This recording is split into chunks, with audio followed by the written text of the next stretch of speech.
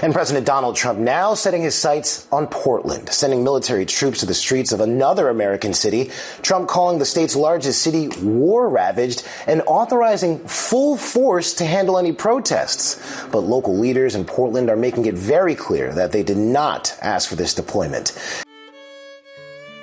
My dearest Kevin, I write from deep and war-ravaged Portland, Oregon. We are a city under siege. The Antifa forces have our city surrounded. They are demanding better coffee and more hot yoga classes.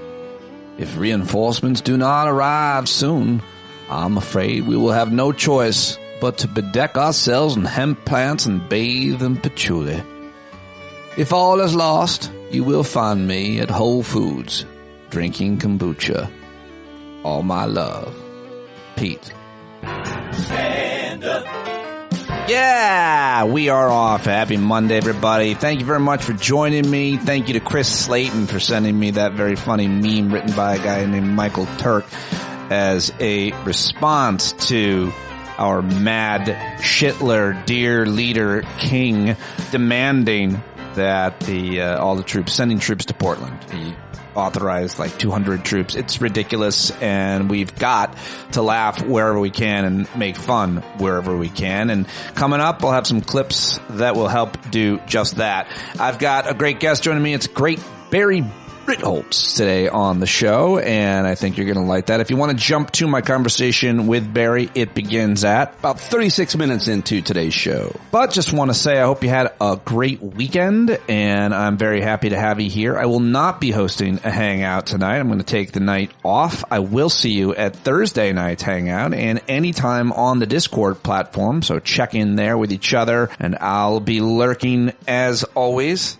But right now, it's time for your headlines and your clips. I can't do any of it without your support. Patreon.com/Pete Dominic. Thank you so much for all those who've supported me for a very long time, and welcome to new subscribers. So happy to have you here and part of our community. Every day I've got your headlines and clips. It's time for... It's Pete's Headlines and Clip Show. Get in on the shit show. Oh, and do I have a shit show for you? Let's get to it. Of course, yesterday, the big story was at least 4 people were killed, 8 others wounded in a shooting at a Mormon church in Michigan, just north of Flint, Michigan. Authorities say that gunmen rammed a vehicle through the front of the church during a large service, began shooting, and also intentionally set a fire that grew into a large blaze. And it's just a horrific scene at this Mormon church in Michigan. Officers exchanged fire with a gunman and killed him. And he was a 40-year-old. He was an Iraq war veteran, a Marine, white guy, and all signs point to his politics being MAGA, but still no real convincing evidence as of now. But, of course, Trump framed it as an attack on Christians. But it looks like this guy himself was a Christian, so we'll let the details shake out and talk about it in the coming days, because that's the responsible thing to do in media, journalism, and obviously political leadership. But don't let that confuse you. Everybody's already got an opinion on that. Also, over the weekend, our Mad King announced on Truth Social that he was sending federal troops into Portland, Oregon, as I played with that bit at the beginning. And Oregon legislators and leaders are none too happy. The governor there, Tina Kotek, says there is no insurrection. There's no threat to national security. There's no need for military troops in our major city.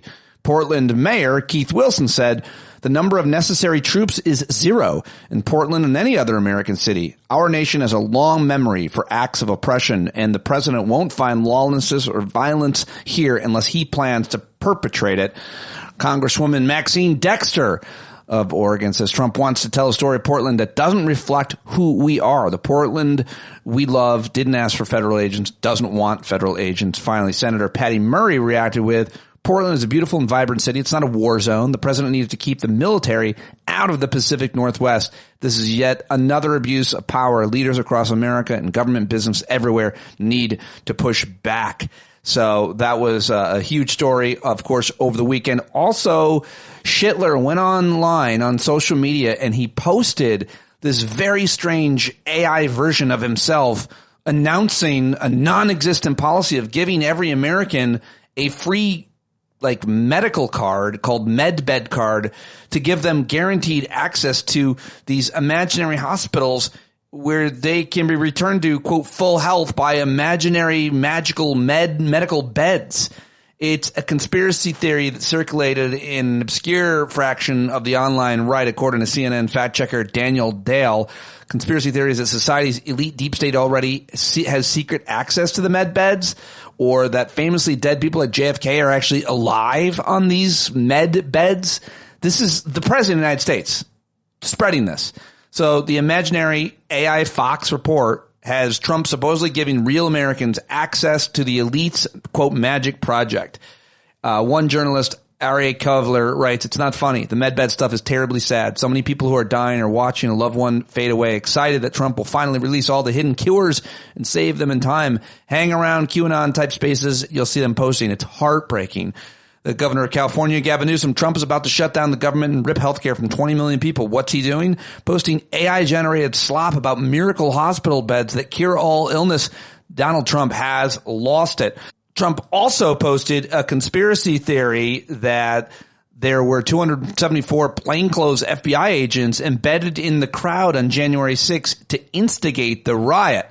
And, of course, that went viral. Trump chimed in, spreading this lie. He said, "It was just revealed the FBI had secretly placed, against all rules, regulations, protocols, and standards, 274 FBI agents into the crowd just prior to and during the January 6th hoax." Calls it a hoax. Unbelievable. That's right. As it now turns out, FBI agents were at and in the January 6th protest. And he goes on, and it's crazy. The whole thing is a lie. Even Kash Patel was forced to respond to an inquiry from Fox News by pointing out that the story and Trump's reaction to it was a lie. Except Patel referred to the statement as a clarification. Agents were sent into the crowd to control the mission after the riot was declared by Metro Police. That's what Patel said, the head of the FBI. Fox News, while the agents were on hand, they were sent in after the riot had begun to try to control the unruly crowd. So don't let that stop them. Med beds and a conspiracy theory on January 6th. In case you missed it over the weekend, that's what our absolutely insane president was posting about. What else can I tell you? Over the weekend, the mayor of New York dropped his re-election bid, adding a potentially dramatic dimension to the race to lead the nation's biggest city. Zohran Mamdani, 33-year-old state assembly member who convincingly won the Democratic primary in June, remains the frontrunner. But Adams' departure, according to the New York Times, opens the door for former New York Governor Andrew Cuomo to consolidate opposition to Mamdani.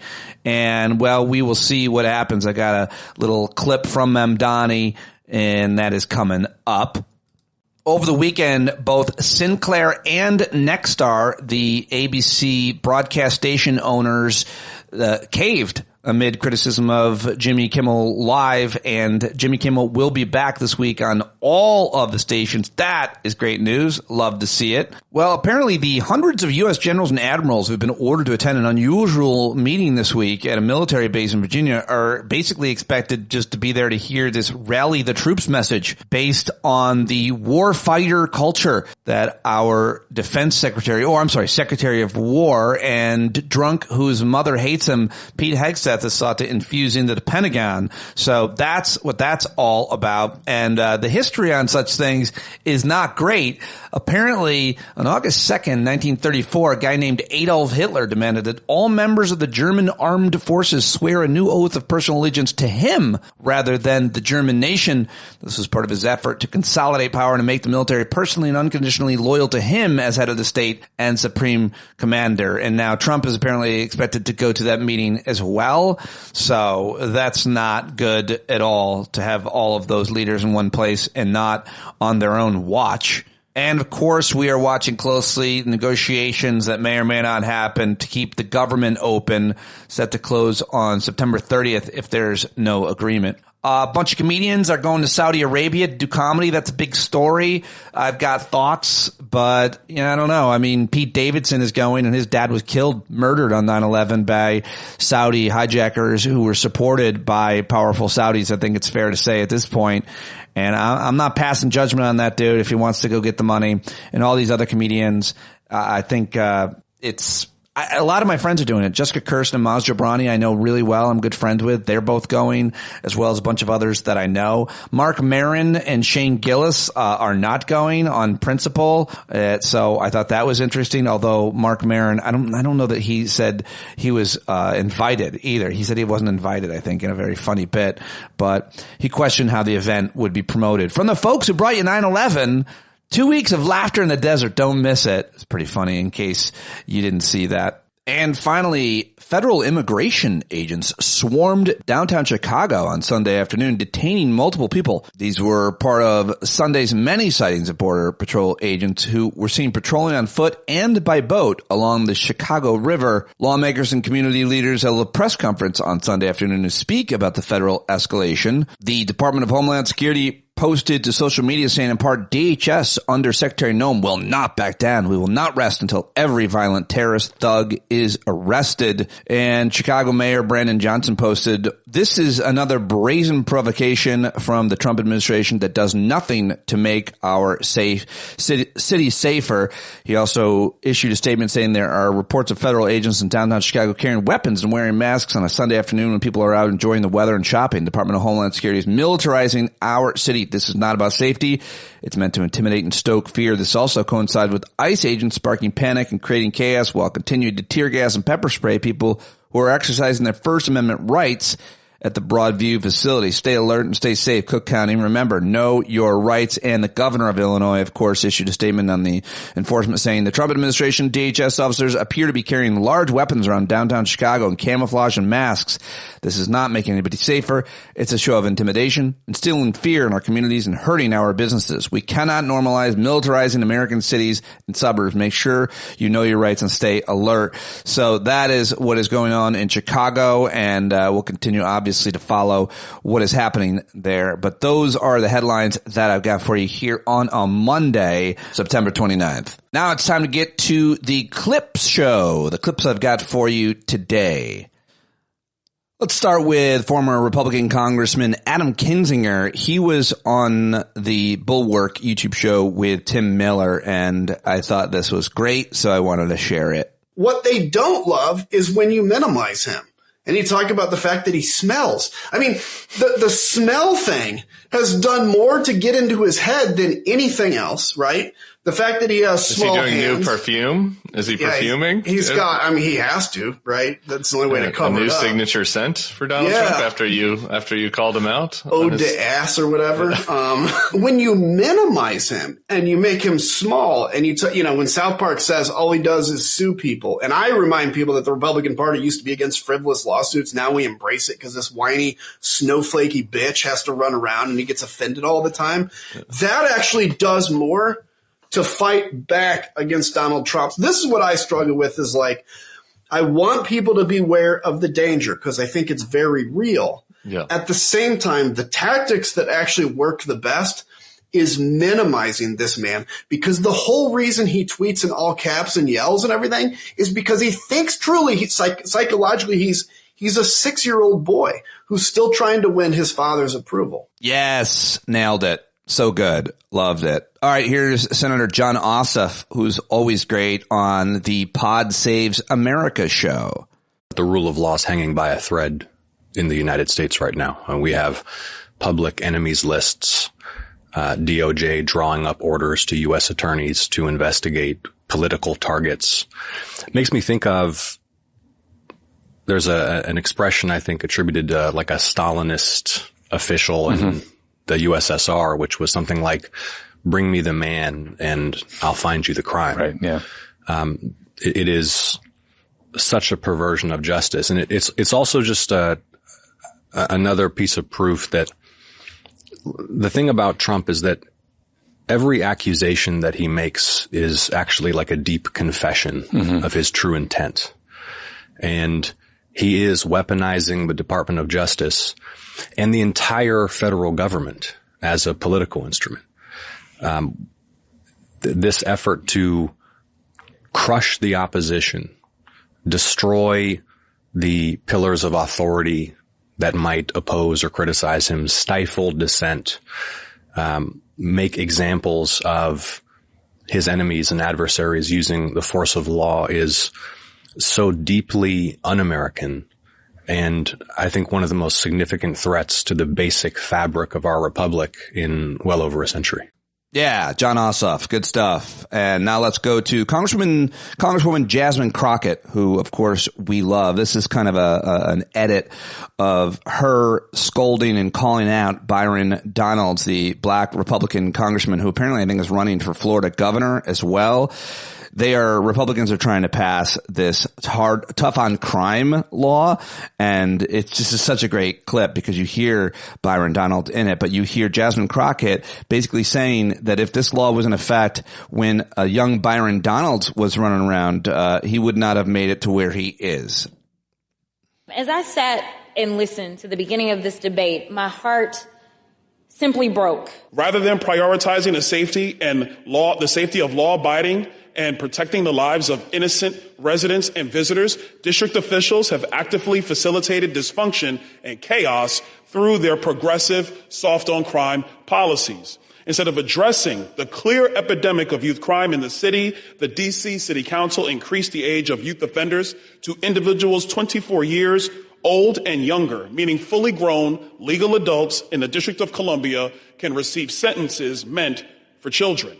This is simply insane. Imagine being a young man born to Jamaican and Panamanian parents who messed up not once, but twice. Imagine standing in front of a judge with your whole future hanging in the balance, and instead of prison, you are given a promise of mercy.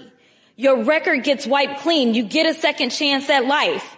Now imagine taking that promise and turning it into promotion. You go to college, you get a job, and even become a member of Congress. That's what redemption looks like. That's what America is supposed to be about. And that is exactly the story of the next wannabe governor from Florida. As a young man, he went through pretrial diversion for misdemeanor marijuana possession. As an adult, yet younger than 24, he was charged with and ultimately placed on probation for felony bribery charges, which ultimately were 2 expunged. He was given a third chance, and now he's the face of a bill that would not afford young people in Washington, D.C. the same opportunities afforded to him. Let me be real. If he had grown up under Donald Trump's America or under the very D.C. crime bill he's pushing today, he wouldn't be standing here as a member of Congress. He'd still be living with the weight of those charges. So let's call this what it is, opportunities for me, but not for thee. He climbed the ladder of redemption, and now he's yanking it right up from the D.C. youth. See, most of us were taught to lift as you climb, but clearly some have forgotten to lift as they climb, and now they are committed to telling the next generation to pull themselves up by their bootstraps. I will not sit quiet while a man who was saved by grace turns around and tries to snatch grace away from others. Oh, man, is she good. Wow, is she good with the words. So well done. Always love it. All right. Also love this moment from Real Time with Bill Maher over the weekend. It was an interesting segment because he had this guy, Aiden Walker, on, who's basically like an expert on memes, an internet culture researcher. And Maher gets defensive when this guy, Aiden Walker, issues a kind of brutal rejoinder to his pointed interrogation about transgender acceptance in schools, which, of course, Bill Maher hates. Do you think that kids today, one of the reasons why they're having so much trouble sexually is that the adults have confused them? I mean, when I was in school, homosexuality wasn't even discussed very much. I mean, we knew it, and I didn't think that adults were particularly against it. It just wasn't brought up. And certainly nobody ever suggested to me I might be in the wrong body. No, I'm not saying there aren't people who aren't in need of transing. I think it's rare, but they are. But I feel like they put it out in the schools so much that maybe it had an ill effect. Do you think there's any truth to that? I think that when you were a kid and that was the situation, it led to a whole lot of problems too, but we didn't talk about them. Like people who were unable to be their full selves. Yeah. And I think that online or off, everybody should have a chance to be who they are in America and receive respect and dignity. So you think we're doing the right amount? So we're doing the right amount in schools? Well, I'm not an educator, Bill. I talk about memes on the internet. and you aren't an educator either. You have a TV show. Well, fuck you.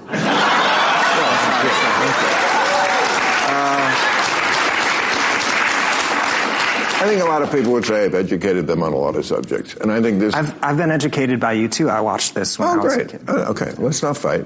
I'm glad you're here, and let me tell you, you're one of the youngest guests, and you've handled this better than a lot of ones who are twice your age.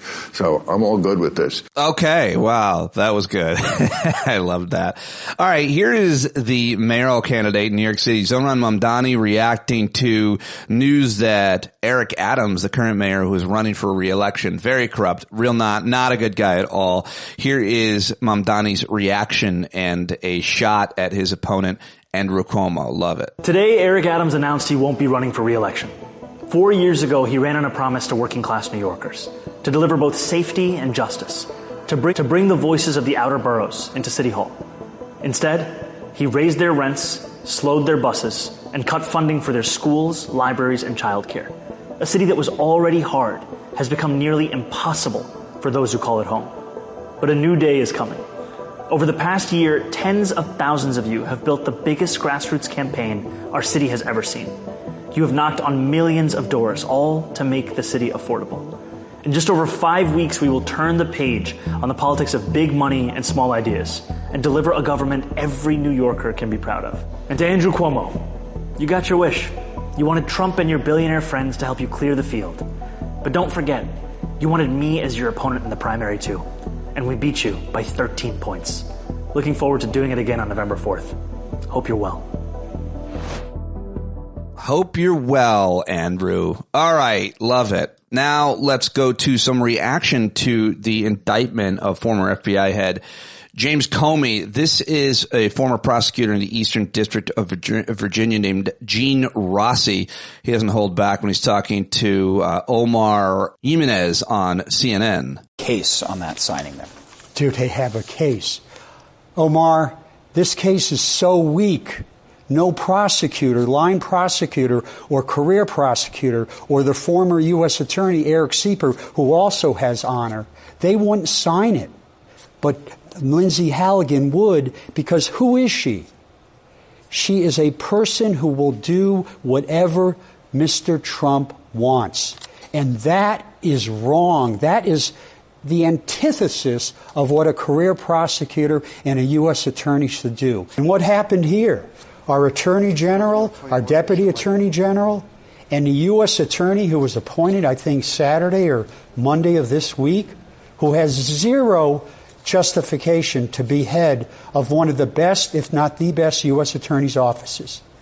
She was the one who signed this indictment because no prosecutor in my old office, where I worked for 20 years, dared sign this piece of paper. Let's get to the charges. Yeah, well, let's get to those charges. Let's do it, though, with Glenn Kirshner, who was on the BBC. So I thought I'd share this. Mr. Kirshner, good to see you. Thank you for joining us. What do you make of this?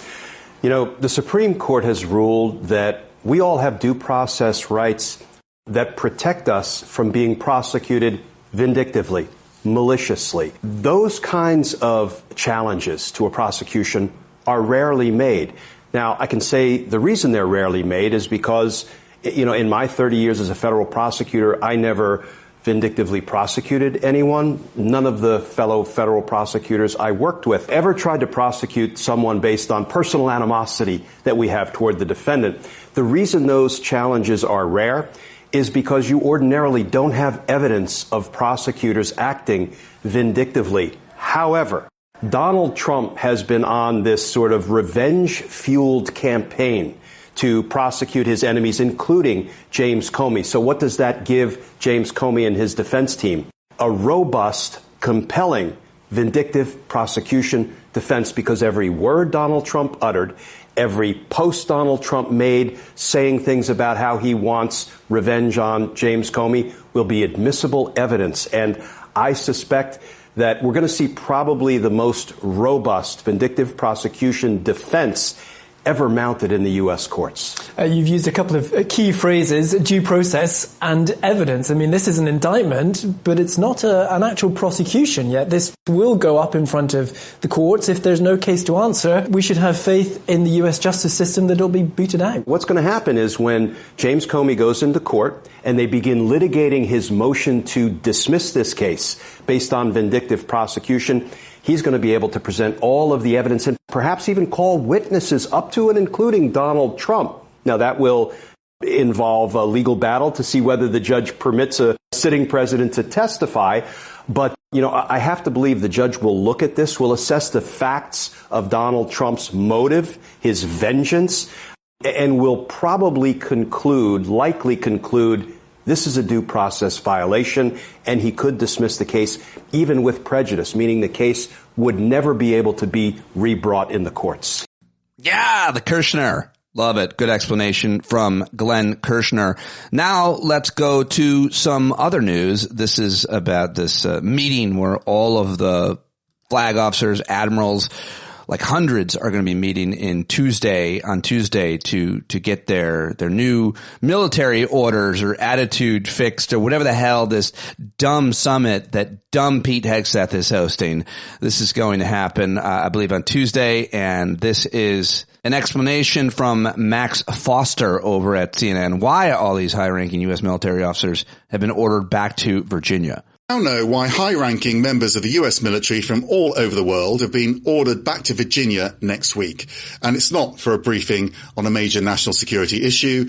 It's so they can hear a speech from Pete Hegseth, the Defense Secretary. The speech, we're told, is about warrior ethos, and they want the optics to be right. So, a defense official familiar with the planning of this event told CNN it's about getting the horses into the stable and whipping them into shape. The guys with the stars on their shoulders make for a better audience from an optics standpoint. We have been led to understand that Pete Hegseth will be posting images of this event, of him speaking to these admirals and flag officers on his social media feed. It does raise the question for some of those officers, of course, why they've been made to drop everything and fly some from the other side of the world to this event and have all of them in one place at one time, which for some of them does create in their minds a security issue. It's meant to be a show of force of what the new military now looks like under the president, according to a White House official speaking to CNN. All right, there you go. Just like we were told by David Rothkopf, which is a great guest that I had last week, of course, him telling us that a lot of people were very worried about what this meeting was about. And you should be, don't get me wrong, but it's not some military action. It's some culture. It's some culture war, basically, some kind of a culture war retreat. I don't know exactly how to refer to it, but it's nonsense. And Pete Hegseth is the fakest tough guy of them all. And I think everybody sees right through him, or at least that is my hope. All right, let's go to the New Yorker's Ronan Farrow with this interesting explanation of what it means. Many of the kind of categories of those on the far right that I think he explains with some good amount of nuance here. So I wanted to share this as well. In the wake of Charlie Kirk's assassination, there has been a lot of discussion about the far-right movement he was a part of. But the far-right is a spectrum of different movements, and understanding them might help you understand what's happening in America. First, Christian nationalism. This group's leaders, like Kirk and Marjorie Taylor Greene, tap into valid frustrations with broken systems, but also exploit xenophobia and racism. They believe that the U.S. was founded as and must be restored to a Christian state. For many of them, that means white dominance, and non-white immigration and multiculturalism are threats. Kirk himself said, quote, "You cannot have liberty if you don't have a Christian population," and called the Civil Rights Act a, quote, "huge mistake." The movement works within the system, and its leaders don't openly call for violence, but their rage-baiting rhetoric has inspired it, with adherents participating in the January 6th attack. A different strain is the techno-authoritarian or dark enlightenment movement, pushed by Curtis Yarvin and Silicon Valley billionaire supporters like Peter Thiel. They hold that democracy has failed and want an authoritarian society run like a corporation by an unelected CEO monarch and enforcing a stratified racial hierarchy based on pseudoscience. Finally, a view gaining ground across the far right is accelerationism. That's the belief that society is just beyond saving, and its collapse needs to be hastened. This view is held by many within the Groyper movement, which is led by Nick Fuentes and seeks to establish a white, Christian, anti-Semitic, authoritarian state. It's named after its racist meme toad mascot. Fuentes avoids direct calls to violence, but his followers rely on online harassment, including threats of violence against political opponents and minorities. Some were also charged for their role on January 6th.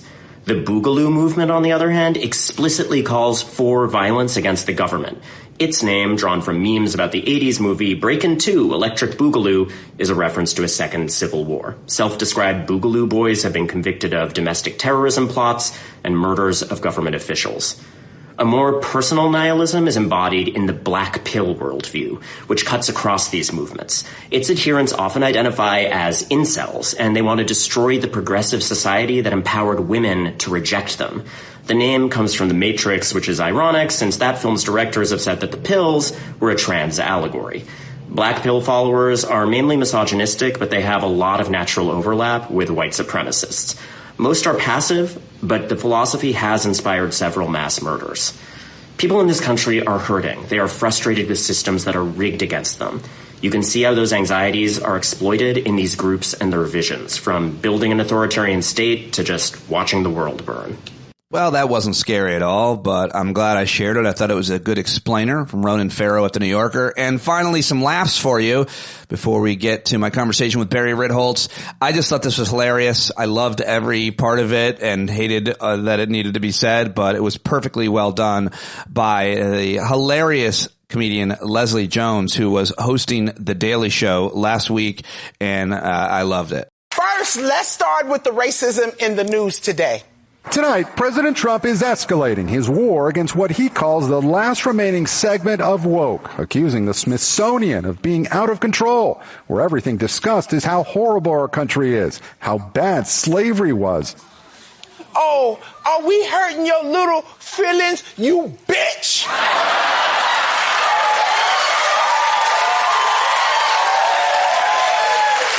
Mr. President, slavery feels bad to talk about because slavery was bad.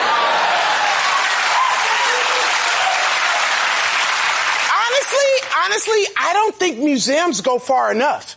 If you don't leave an African American history museum weeping and wanting to give your closest black friends reparations, then they didn't do the museum right.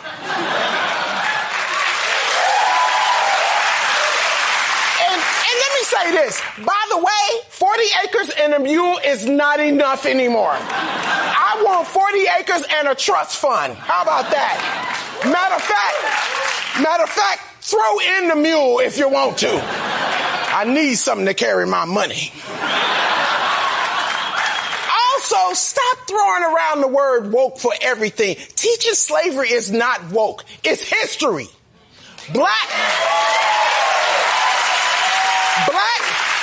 The Black Little Mermaid. Okay. That's woke. But y'all know that it's also not real. Mermaids ain't real. You know what's real? Slavery. We need those museums. Go study. Because when we close the museum, this is what happens. And you cannot tie imperialism and racism and slavery to just one race, which is pretty much what every single exhibit does. But let's talk about the fact that when you look at slavery, let's talk about the fact slavery in America was. Do you know that only less than 2% of white Americans owned slaves? Wait a minute, hang on. Isn't that the fitness bitch who lied about how I could get abs in 60 minutes? How did you go from counting calories to counting slaves, bitch?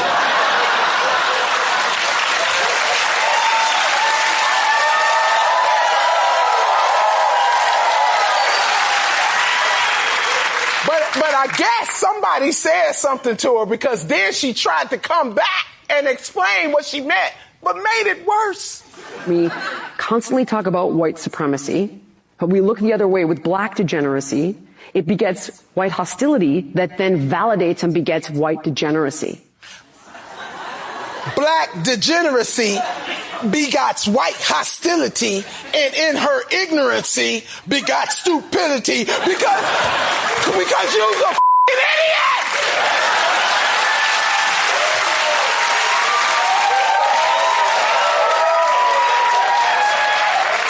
Oh! Was that bitch trying to wrap us into believing that it's our fault that white people are racist? Ooh, you motherfuckers are good at gaslighting. Ooh. Black people already don't get credit for so much that we've created in this country. And the one thing you want to give us credit for is racism, bitch. Jillian, you the biggest loser. Oh, so good, huh? There you go. All right. Well, now it's time to get to my guest joining me today. He is the author of a brand new book, which you got to get, How Not to Invest, the ideas, numbers, and behavior that destroy wealth and how to avoid them. Very, very good book. My dad loves it. Shout out from Chisel D. Love that book. Barry Ritholtz, of course, has his own firm, Ritholtz Wealth. You should check out his blog, The Big Picture, Ritholtz.com. And, of course, listen to his podcast, Masters in Business.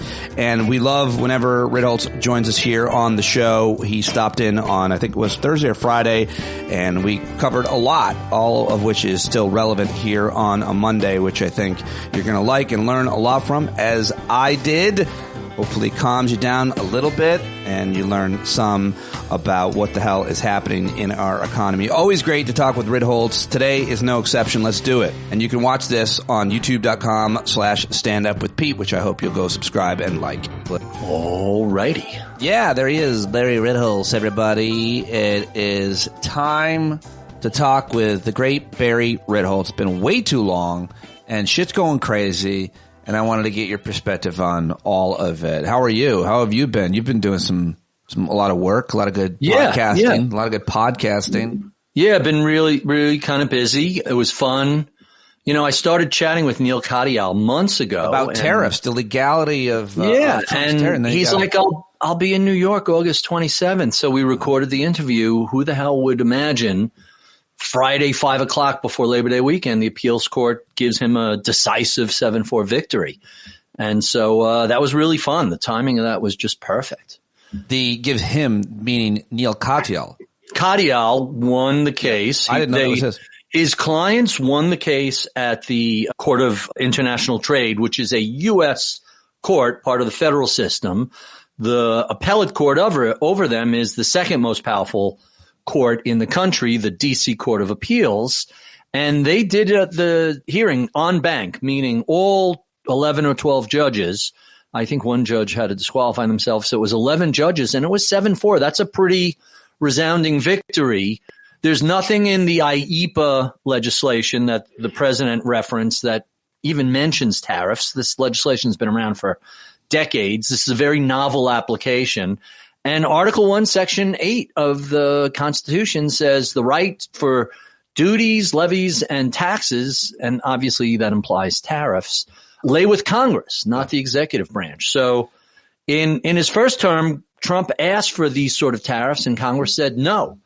The mere fact that he didn't bother to ask and just did it anyway suggests he knew this wasn't legal, and he was daring Congress to challenge him. Instead, a group of small businesses challenged him, and so far they've won. Yeah. What does that mean, though? I mean, well, now it goes to the Supreme Court, and the challenge the Supreme Court has is it's pretty obvious that this is a losing case for the president. If they, I think this is their last opportunity at retaining some credibility. So Neil would never say this because he's far more diplomatic than me, but after a series of ridiculous Dred Scott, separate but equal-like cases, for a long time, the Supreme Court's reputation was pretty good. Military and Supreme Court both got high marks. Supreme Court's reputation has plummeted because they've revealed themselves not only just corrupt in taking money from people and gifts and flights and taking from people who turned out to have cases business before the court, but they're just so obviously partisan. Somebody who's arguing in front of the court is never going to say something like that for obvious reasons. But I don't practice law anymore. I'm never going to be in front of the Supreme Court. So I could say, hey, Johnny Roberts, last chance to protect the institution that you're so proud of and are in the process of all but eliminating. Try not to screw this one up. I don't think they'll ever be able to redeem their credibility, maybe a little credibility in that they might make this or that decision. But we don't need to quibble about that, because there are two cases that I would ask you about that are important. You're mentioning this case around the illegality of the tariffs, and that it's supposed to be Congress supposed to weigh in on that. Of course, that's one of their powers. That's the challenge there. But the other case, which is super important, seems to be what's going on with the Federal Reserve and whether or not the president can just remove Lisa Cook in this case. And I believe that the courts are going to have the final word on that. I think I read today that all of the currently living chairmen of the Fed sent a letter to the Supreme Court to say, please don't make this decision. And I think that decision, and if I have this right, would be that if the president's allowed to appoint whoever he wants or get rid of whoever he wants from the Federal Reserve Board, what that means is the Fed becomes very political and at the whims of a political leader. And we know what happens when that happens. We can see hyperinflation in breadlines in places like Venezuela and other places. So those are two big issues that I'm guessing you and people in your world are pretty focused on. Am I right to assume that? And is that absolutely. In fact, one of the fascinating things about the tariff case is it turns out that the Howard Lutnick, who is Commerce Secretary under President Trump, his sons have set up a fund that are betting against tariffs. Essentially, where do I invest? They're saying, hey, if you want to, I just sent it to you. Hey, if you want to buy these refunds of so everybody who's paid tariffs, if the case is struck down, about $200 billion gets returned to them. So, hey, let's offer 50 cents on the dollar, and we think it's a better than even chance we get it. And so you buy these paper for 30, 40 cents, and you get $1. So that's the company gets some surety, some cash now, and the speculators get a lot of upside if it gets tossed out. So Lutnick's sons don't seem to believe it's not going to hang around. The other case is really pretty simple, and they always try and make this stuff complicated. The tariff case? No, the Lisa Cook and the Federal Reserve case. Go ahead. But by the way, the Supreme Court's already shit the bed 3 separate times with this. They've embarrassed themselves. On which one? You never want to have a situation where 93% of law professors say, yeah, this decision is just fucked. This is completely wrong. The Supreme Court is just talking out their ass. They don't know what they're talking about. They've said that with the tariffs and various appointees who are not supposed to be political appointees. Right? Your cabinet are political appointees. Various bureaucracies are supposed to be doing the people's work. We're not like the UK. We're not a parliamentary system where everybody leaves and then the new guys come in and then they lose and then those guys leave and the next set of new guys come in. You want some consistency at various places within the armed services, within the FDA, within all these other things that really matter. And so CDC. Right. So when the head of the FDA or the head of the BLS was fired, I don't know if BLS fits into this, but the head of the FDA, that's supposed to be a non-political appointment. And I would argue the BLS is also a non-political appointment. And the legislation that enables this, that Congress has passed, doesn't give the president the right to fire those people. What ends up happening is that the majority in Congress, who are fellow Republicans to the president, they don't want to rock the boat. They are very intimidated, very afraid of this president. And so they're the ones that have the ability to say, you can fire Lisa Cook at the Fed. You can fire the head of the FDA or the head of the BLS, but they're all terrified. So they're the ones that could bring a suit, but don't. Arguably, there are other people that have standing to bring a suit other than the people fired.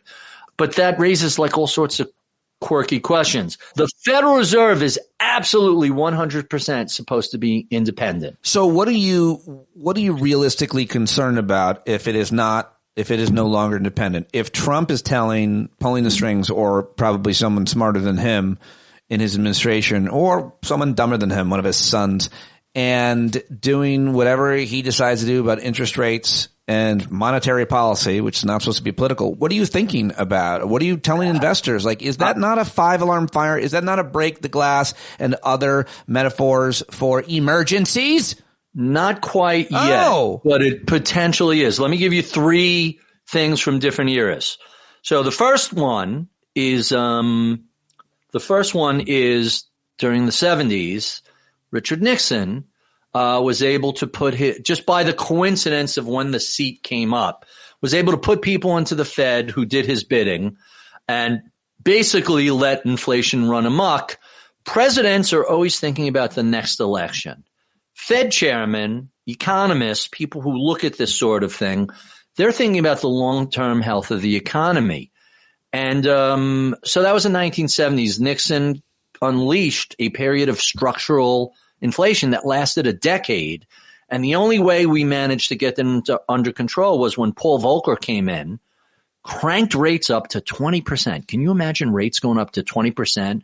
Caused a recession, caused the economy to slow down, caused the market had already been wobbling, but inflation came all the way down. So that's the 70s era, which took a decade of super high inflation that was only ended with a painful recession. So think of the 1970s. The next issue was the pandemic. And in 2020, CARES Act 1, by the way, I supported CARES Act 1, 2, and 3. But CARES Act 1 under President Trump was the single biggest fiscal stimulus since World War II, since the Marshall Plan, rebuilding Europe. And at the time, I had interviewed Jeremy Siegel of Wharton, and he said, this is absolutely going to cause a massive spike in inflation. You just can't get this much money moving through the system without causing inflation. And it's exactly what happened. The ironic thing is Biden, who did CARES Act 3, and the infrastructure bill and the semiconductor bill, which contributed, got all the blame. But when you make a list of 10 individuals, institutions, factors that drove the most recent inflation spike, Trump skated because he was already out of office. But really, CARES Act 1 and 2, the first one was $1.8 trillion. The second one was about $800 billion. That's what kicked off the initial inflation. Well, I don't know about the Nixon one. That sounded pretty political. But with Paul Volcker. Oh, no, that's not political. That is like standard economic dogma. Everybody who looks at that era says, hey, Nixon had a very friendly Fed that did what he wanted, and the results were. Now, you also had the oil embargo. You had a lot of other things happening. Doing what the president wants sounds political. Forgive me. But that's what was happening. The problem. We can diagnose the problem with why it shouldn't be a political decision, and how that would affect the outcome of elections. But just real quick on all 3 of those, then certainly on those were 2. I didn't give you the third. You gave me COVID, Paul Volcker, and that Paul Volcker was the 70s and 1980. Oh. The third one is what happens if the 4th seat opens up and President Trump gets an appointee. Right now you have something unprecedented. You have his director of Council of Economic Advisors on a leave of absence sitting at the Fed. That is not a person who's looking at the economy and making the best decision for the economy. That's one of Trump's cronies in the Fed making decisions as directed by Trump. It's not, I don't want Biden to do this. I don't want Obama to do this. Right. I don't want Clinton to do this. You don't want any president to do this because presidents have a tendency to be focused on the next election. You'll juice the economy right before the election. Yeah, of course. And literally, that's exactly what happened in 2020. The postmortem of that election is that the juicing of the economy took place before the inflation kicked in. But at the same time, the sun is coming out. At the same time, people were unhappy with how COVID was handled and ivermectin and bleach and all that nonsense. So despite a fairly robust recovery in the economy, they weren't happy. Most of the postmortems are, hey, had he done a slightly better job on COVID, he would have been reelected in 2020. I agree with that. And now someone else would be in there today. So So, I mean, you can argue about that. But that's all three of those, though, weren't something that was done at the whim of the president, Democrat or Republican. It was undue pressure by the president on the Federal Reserve, right? So in the 70s, you had Nixon with a very friendly appointee doing what he wanted. Then in 2020, you had this huge fiscal stimulus, which, by the way, is the purview of the president and Congress.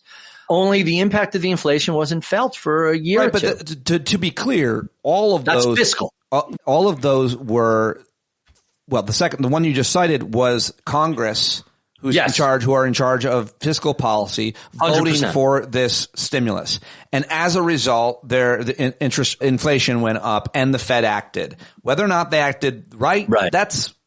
But the irony of that is that Trump was it probably, and we're just spitballing with percentages, you could blame Trump as much as you blame Biden. You can blame Congress as much as you blame either of those. You could blame companies. And I was skeptical of this in the beginning, but the data ended up supporting it. There was greedflation built into that because the mayhem of the pandemic and the supply chain snarling allowed a lot of companies to raise prices even though their input costs hadn't gone up. And the data subsequently supported that. So many, many sources of that inflation. To me, it's just astonishing that Trump managed to skate away and not get any blame, even though you can't say he was the only reason.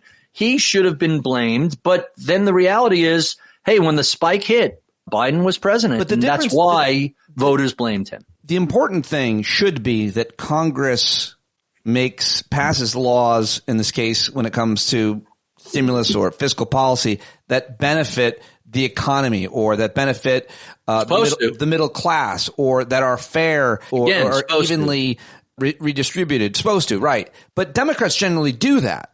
Overwhelmingly, they do that. They also Republicans used to do that. That used to be the case. That changed under Obama. In fact, I remember very vividly being at a dinner in 2010's post-financial crisis, and the fiscal stimulus following the GFC was punk.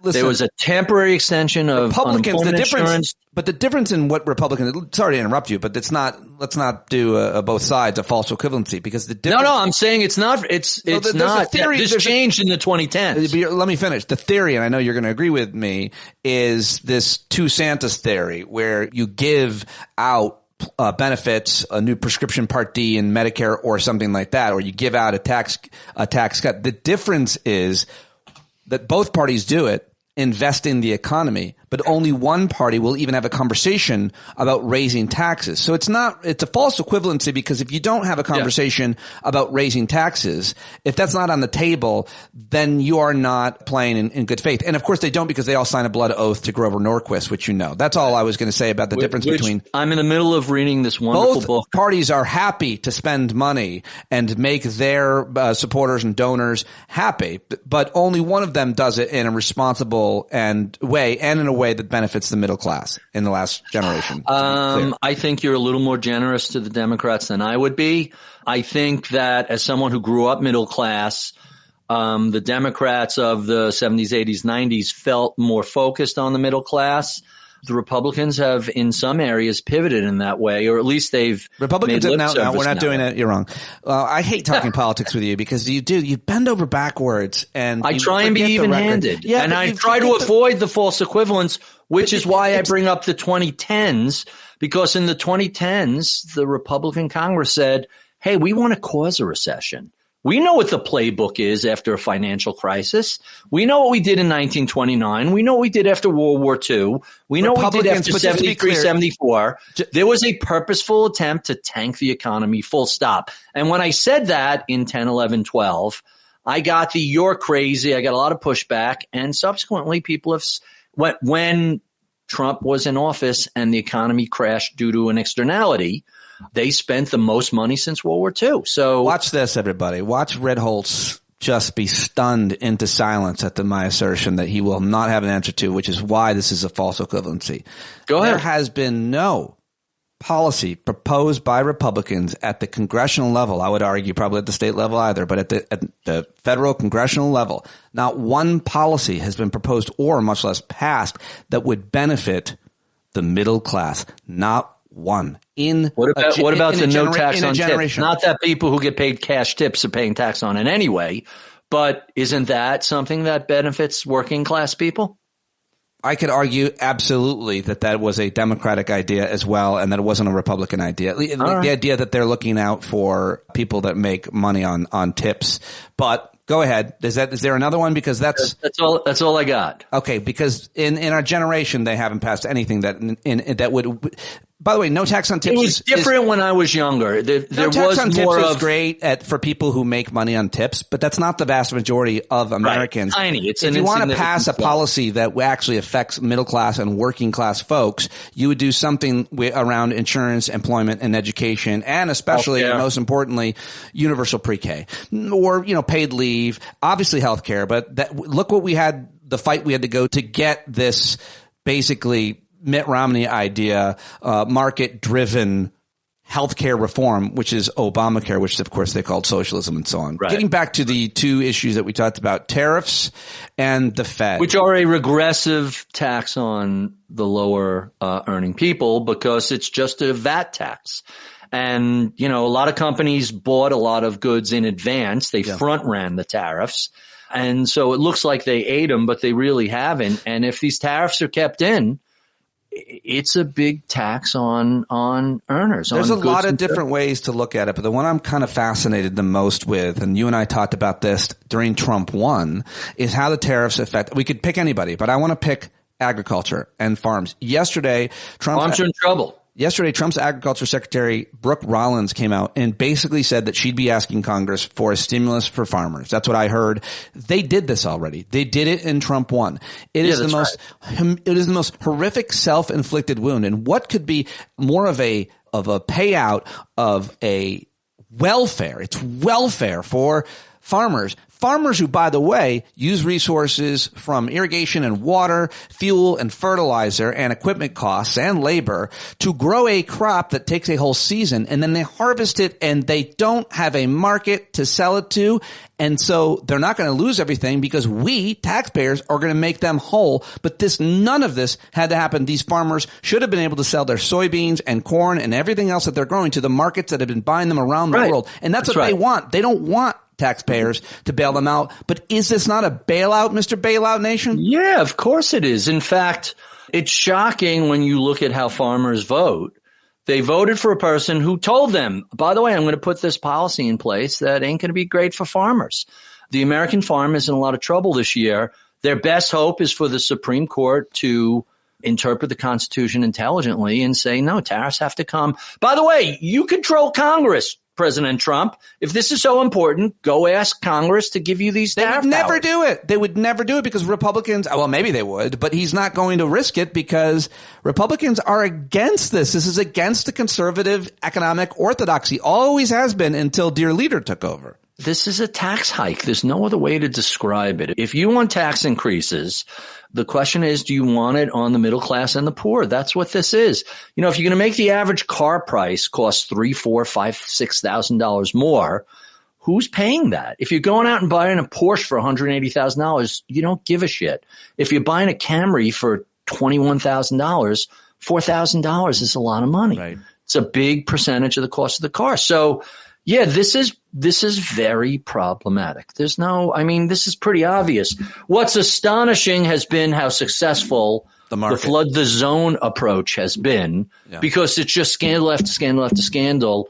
And one of his appointees takes a bag with $50,000 cash from the FBI and they dismiss it and it just kind of goes by. No one pays attention. So it's been very effective. The biggest scandal that has gone undercover it was a New York Times front page story, but to me, the biggest scandal that we've maybe ever seen is the deal that the Trump Saudi Arabia and Lutniks made with the UAE.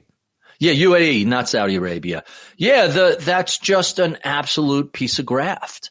The worst scandal since Teapot Dome is how somebody put it. Trump and his family get a massive multi-billion-dollar investment into their money scam, right? Whatever that was. Fund. It's a fund. A fund. And UAE gets microchips. It's not for the president of the United States can't sell an industry or a company or a contract for an investment in their investment fund. I mean, remember how they screamed about Joe Biden and Hunter Biden? This is the biggest scandal. Industrial policy, right. But because of what you said, the flood the zone and everything else that's happening. It's definitely, there's just a fire hose of shit, and it's hard to separate it. And, the goal of propaganda has never been to get people to believe things that aren't true. The goal is always to make things so confusing and so unreliable that people don't know what to believe. And what happens when people experience that? They just tune everything out. They're like, we're done. And so nobody is really upset. What's kind of shocking to me is one of the biggest scandals in this whole first 9 months of this presidency has been the FCC jawboning Colbert off the air and then threatening Disney ABC to get Kimmel off the air. And I'm shocked at how many people called Disney and said, hey, I need to cancel my Disney Plus and my Hulu because you're a bunch of cowards. And I can't send any money to you. And the public's outrage is what put Kimmel back on the air. It's kind of fascinating. The public's outrage, but I would argue it probably had to do with money. And the way I can see it, and I don't know if there's been any good reporting or data, the reason why the jawbone worked is because Disney had a deal on the table that Trump's FCC had to approve of. And that was a multi-billion-dollar investment. But when they started losing so much money in their streaming, or it looked like they were going to, the future of entertainment, certainly of Disney, is streaming, not all these local television stations. So the long-term investment, the one that's going to prove to make them a lot more money would be the future of technology, not the past, which is television networks. What do you think? And yet, if you take a look at the chart over here that I just sent you, you still have 20% of the country blacked out from ABC, from the Kimmel show, which by the way, I know you know Kimmel, and I watched his first night back, and I thought he hit just the right notes. But look at that chart. That's unbelievable, the power of these local stations. When the FCC was originally set up, you couldn't have these networks of local stations. All the local stations were supposed to be independent, specifically to protect against this, right? And those rules all went out the window a couple of years ago, some of which were approved by Congress, but not all. The Telecommunications Modernization Act, I want to say that was 2000. Well, one of the most fascinating people to listen to read, I'm sure you probably know her, certainly are familiar with her, was Lena Khan, who ran the Federal Trade Commission under Biden. And she's been so unbelievably outspoken and accurate about what you're talking about, the threat of consolidation of entire industries, the threat of antitrust and monopolies. And we're talking about in media markets. And if you own all of the media, that's how you get to the bad place, I think. And now you have Larry Ellison, who is one of the wealthiest people in the world, made his money in databases with Oracle. Yeah. And they're pivoting into media, and they're buying Paramount, and they're buying HBO and theoretically CNN, and now they're going to be the back-end database for TikTok. And suddenly a guy, like, I don't care what his politics have been, but suddenly if he's controlling a third or a quarter of the media that's out there, his politics matter because, look, you saw what happened when Bezos first bought the Washington Post, when the founder of Amazon first bought the Washington Post. My initial reaction was, oh, trophy purchase. Maybe he believes in democracy and he'll help them be better on the digital side and it'll be great. But it turned out that he bent at the knee like everybody else. Cliff Asness said something that I loved. He was in an argument with somebody. Maybe it was Bill Ackman, but he's a billionaire. He's arguing with another billionaire who was kissing Trump's butt. I can't remember which one it was.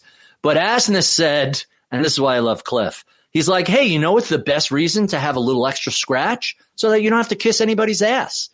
And when you have a billionaire talking like that, it's like, oh, that's pretty solid. That's one of the reasons why You like a guy like that who's totally independent and doesn't, get caught up in all the nonsensical politics. But hey, who knows? Who knows is a good place to pivot, because that is the issue that we all have, certainly in economics and finance, the uncertainty, which is why I wanted to ask you the big question I know I wanted to ask you, which is, why are investment markets on fire when all signs are that the economy is slowing and there is no sign on the horizon that things are going to get better? People are real confused. My dad, however, read your book, and he argues that you're the smartest person in the world on this. And I told him, please don't let him know that you think that. And he said yesterday, I wish my mom was still around. She would have loved hearing that. He said yesterday, as he was looking at his investment portfolio and grumbling, he said, if only I had read Ritholtz's book before, the whole book could be just buy the index fund. Stop fucking around, stupid. And so he's a big fan of the book. There it is, everybody. How Not to Invest. And my question to you is, how come the markets are on fire when everything about the economy is pointing in the wrong direction? First of all, everything isn't, but I'll give you a prior example, and then we'll bring the example forward to today. I was going to ask you to do that. So in 2020, during the beginning of the pandemic, the market fell about 34% across 6 weeks from the middle of February till the end of March. Then the market bottomed and it took off. By the end of the year, it was 69% higher than it was in the March lows. And throughout that spring and summer, all I got were emails from people who said, everywhere I look, I see stores closing. I see local people closing. I see people having trouble making payments. It's a disaster. How is the stock market going up? And so I asked, what do you see closing? Well, I see, the airlines are in trouble. The hotels are in trouble. Any of the entertainment, casino. So I put together a list of all those companies. You add them all up and they turn out to be 5-6% of the S&P 500. When you look at the top 10 companies, they're 40% of the S&P 500. So the world we live in is an equal weight world, meaning you drive by a store, it's closed. You drive by a restaurant, it's closed. Oh, you order a computer, they're open, they're shipping. But those things are very different structure, very different weight within the S&P 500. And so if all of those companies disappeared, it would barely have made a dent into the index. Now, fast forward to today, and let's talk about the cross currents that we see. I wrote something on, was that Monday? On the 23rd. Yeah, on Tuesday, detached from reality? No. So what we're seeing is not stuff turning negative, but decelerating. So I'll give you 3 examples. First, jobless claims rose sharply last week to a 4-year high. Weekly jobless claims were 263,000, up from 236. They came back down this week, but it doesn't matter. That was the worst print in 4 years. Unemployment was a very low 3.4% in April of 2023. 2.5 years later, it's up to 4.3%, which is the post-pandemic high, but historically still pretty low. Anything under 5% is considered really good. The non-farm payroll that we got last month in August that Trump had a hissy fit over was only 22,000. So what we're seeing is the labor market is slowing down, but people aren't getting laid off. They're not getting fired. That might change in the coming months, but so far it hasn't gotten bad. Maybe it gets worse. We don't know. At the same time, we see the S&P 500. The earnings and the revenues are at or near record highs. The prices are near record highs. Gold is at a record high. Keep in mind, and I think people forget about this, for the past 15 years, the U.S. economy and stock market have wildly outperformed Europe and Asia. Oh. Wildly, both the economy and the stock market. But the S&P 500 gets almost half, about 41% of its revenue from overseas. So even if the U.S. slows down, so we were at 3.5%, 4% growth. Let's say we slow down to 1.5%, 2%. But Europe accelerates. Net, the impact on the S&P 500 is the same because almost half of their business for the 500 biggest companies in the U.S. come from Europe, come from Asia, come from overseas. So even now, if the U.S. tips into a recession, and not a mild recession, but a significant contraction with layoffs and economic slowdowns and all that stuff, hey, then the market is going to stumble. There's no doubt about it. Right now, there's a range of outcomes, and the middle outcome, so a good outcome is we reaccelerate. There are a couple of rate cuts. The market likes that. It stimulates housing. It stimulates consumer spending, and things get better. That's one spectrum. The other end, hey, we continue to see softening labor market, softening sentiment, worse consumer spending, and then the U.S. tips into a mild recession or even a moderate recession. That's the bad scenario. The middle scenario is we decelerate. So we're going 75 miles an hour now. We slow down to 25 miles an hour. But we're not in reverse. We're just slowing down. We're still going forward, but at a slower pace. That's the middle scenario, and that's the best explanation for why we might end up not having, a recession or a big market crash. And whenever someone says to me, all right, of those three options, a recession, a deceleration, a reacceleration, which do you think is going to happen? And my answer is always the same. I have no idea. Right. Well, any one of those things are pretty, it's not like this is the base case scenario and then we have this tiny little thing. All those things are very, very probable. And so that's why the Fed says we're data dependent. We have to keep watching the economic data, and that'll tell us how much we need to cut rates or not. Well, we'll see if that's how the Fed makes such decisions, going back to our earlier conversation about it being or do they just want to goose the economy and let the chips fall where they may? You mentioned a couple of different economic indicators, of course, unemployment, job losses, and so on. But, one thing you didn't mention is inflation and specifically energy prices. Also, always love to talk with you about the housing market, which is, I guess, still pretty regional, you could argue, but interest rates on homes and who's buying and where. But just starting with energy prices, see the headline over at CBS News. It's me, Dan Rather. This is CBS News. The headline is the cost to heat your home this winter is expected to increase 7.6% is one figure, according to the National Energy Assistant Directors Association. I don't know if you like them. So I don't care about the forecast because anybody can say any number they want. Oh. I don't care what you're expecting it to increase. Let's look at what happened. Inflation ticked higher in August.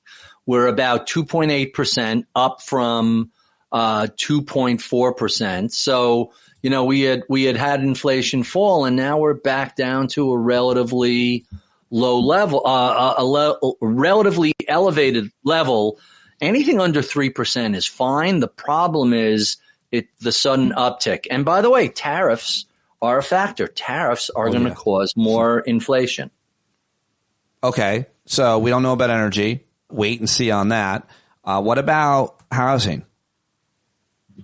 Housing has been frozen because so many people have so much money, golden handcuffs of something like about half the homes in America have a mortgage. Of those, a huge percentage are paying less than 3%, 4% for their mortgage.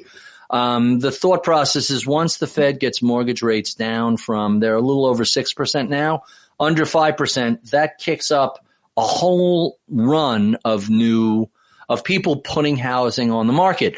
What the pandemic did was have all these people buy second homes out of the city without selling a first home, and it really mopped up just an incredible amount of not just one city, supply. Cities all over the country. Every city, all over the country. It's really been kind of amazing to see what was going on with that. So until we actually get some sort of either we build 3-4 million new homes, or until all these people have mortgage rates so low, think about it. You buy a house for $500 million with a 4% mortgage. Now you have another kid. You want to move to a house with 4 bedrooms, 2 baths. Not only is that a much more expensive house, but at the same time, your mortgage rates were 6.5%, 7%. So it's one thing to go from $1,500 to $2,000 a month. It's something else to go from $1,500 to $5,000 a month. But that's kind of what that sort of number does to people. Starbucks is closing more stores and laying off 900 workers. That's not a canary in the coal mine? It's Starbucks. I think Starbucks. So I used to go to Starbucks all the time, and I kind of got bored of them. Oh. So they've been around a long time. It could be company specific. So what I like to look at is how is Walmart and Target doing relative to dollar stores and Dollar General. And when you see the crappier stores getting busier, that's telling you people are under a little bit of stress. It definitely makes a difference. What about I wanted to ask you, because we love talking about climate and energy and sustainability with you. You're a big renewable energy guy. You're very interested, obviously, in cars. What about the overall disinvestment in renewable energy companies, which one might argue is one of the main future growth places for the American, for every economy, the future of energy. And we're actually disincentivizing and disinvesting in American companies. Yesterday or 2 days ago at the UN, our Mad King criticized all these countries who are investing in renewable energy. China being the leading one, also committed, by the way, to lowering their emissions for the first time ever by like 7%. Regardless, what do you make of the disinvestment in this country in renewable energy and the canceling of contracts that were already like half done or more, like that wind farm off the coast of Rhode Island, which apparently a court said could continue? But what do you make of all that? The president has decided that global warming is a hoax, and we're going to let China run away with all the alternative fuels. That would seem to be the case. Wind, with solar, and with EVs. We're going to just cede that CEDE. We're going to give up whatever we hope to do in that space and let China win that, which is, horrifying. There's no rhyme or reason there's no thought process. Obviously, we all know that Tylenol causes autism, but other than that, how do you... when you have a president who has these beliefs that are indefensible, but has the authority to put them into play. Now, I really don't think a lot of people are going to stop using Tylenol. But they're going to stop buying. They're going to stop buying EVs without that rebate, or maybe they won't. Maybe the manufacturers. EVs have been suffering. So the problem with EVs are they're not quite ready for prime time. Still, they're great for local, but like if you want to, like I have a trip coming up to Newport. It's about 4.5 hours, and I want to say it's about 400 miles. I'm going to take a gasoline car because I don't want to think about, I got to stop here for a half hour and charge up. Yeah, I wouldn't want to inconvenience you for 30 minutes. I don't want to inconvenience. Well, I mean, I'll make fun of you for making that choice, but your larger point is, but it's not just me; it's a lot of people. Right. When you look at how much money, most people are not good people like you, and they're not going to do the right thing. No, like not I that did at all. when I bought the car in 2010. You look at the Ford F-150s, if you look at all of the companies, so Toyota, it very brilliantly said, we think the future is hybrid, not EVs. Toyota. And their whole lineup, or every single car from the RAV4 to the Camry to their pickups, they're all hybrids because, hey, there's zero range anxiety. My wife's hybrid daily driver, I get like 80 miles a gallon in that, and it's a 600 horsepower monster. So if I want to put the hammer down and drive like a lunatic, that car has the ability. But if I'm driving anywhere around town, I'm on electric. And so Toyota figured that out. When you look at the used prices of EVs, they plummet because replacing a whole battery system is expensive. There are a lot of specific problems. But I hear you. But those BYD cars in China, the speed at which they charge and the distance which they go. Also, Lucid apparently has a car that just went 750 miles on a single charge. Mercedes has a 1,000-mile car. So I'm not sure how far we are away, but putting the EVs aside. Less than 5, let's say it's 5 years. So for 5 years, what do you say okay, so you're saying it's not just that the rebate's going away, but the fact that the tax credit is going away. What do you say about that?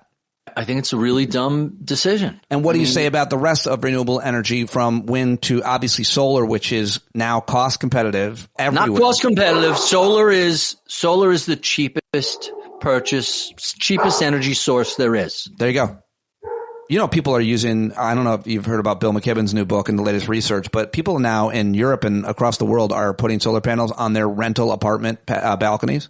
That's unbelievable. It makes perfect sense. Not only that, it means not only homeowners who have resources to afford or lease. Now, if you're a renter in an apartment, you can supply your home energy, or at least some part of it, with a panel. Sorry, go ahead. One of my neighbors where I used to live put in geothermal, so he's got heating year round. Oh. Another neighbor over here has solar on his pool. It costs him nothing to heat his pool. It's crazy.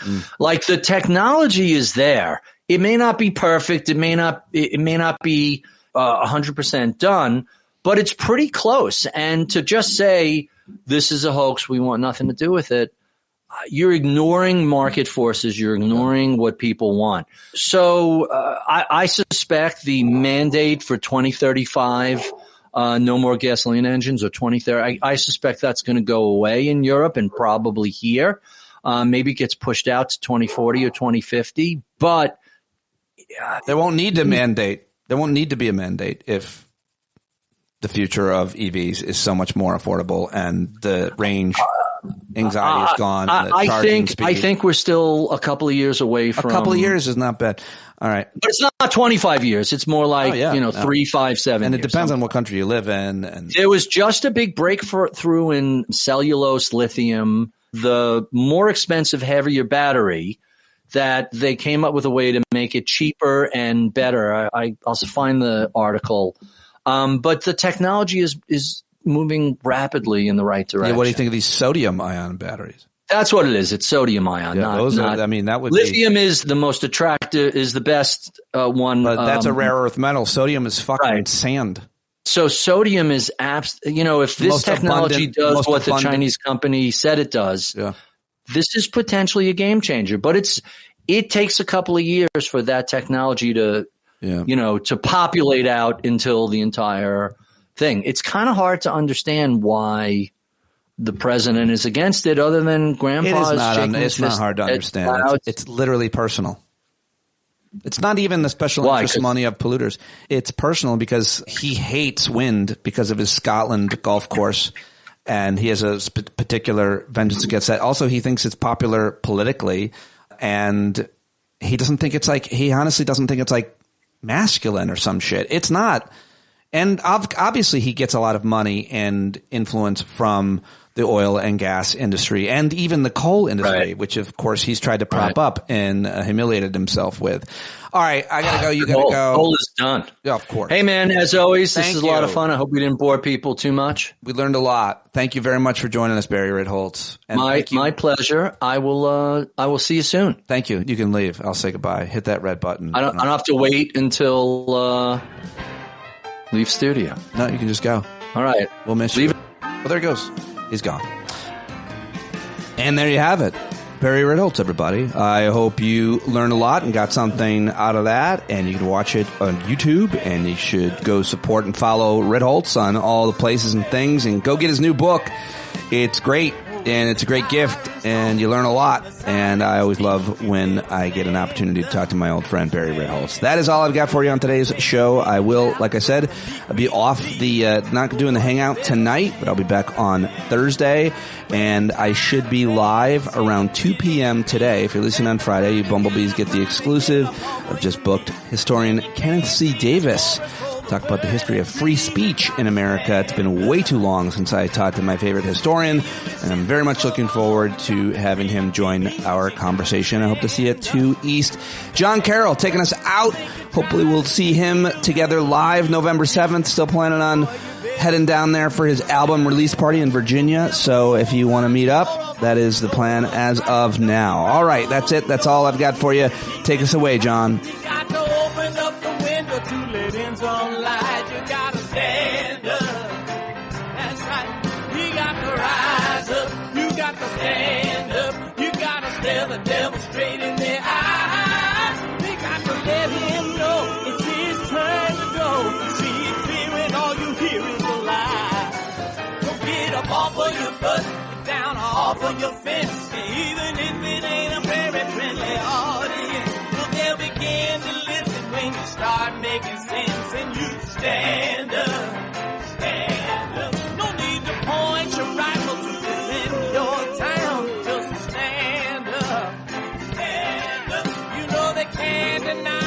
what you're laying down. Oh, you better stand up. Stand up.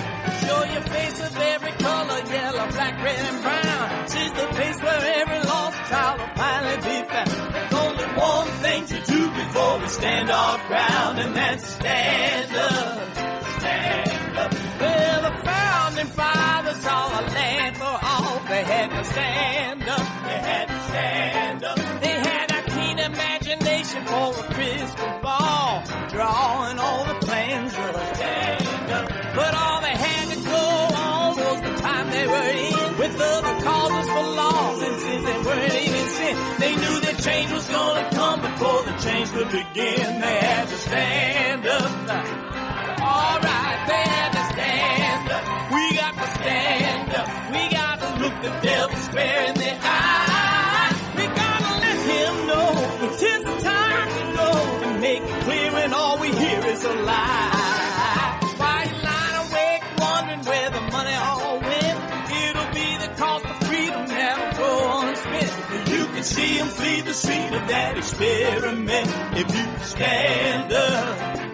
Alright, we got to speak up, we got to reach up, and raise your voice in every way you know how. Don't be toes up, you got to show up. Ain't no better time to do it but now. No need to pledge allegiance to no wanton tribe. Rise up, show obedience to the voice inside, and listen well and it'll tell you not to run and hide. It says stand up.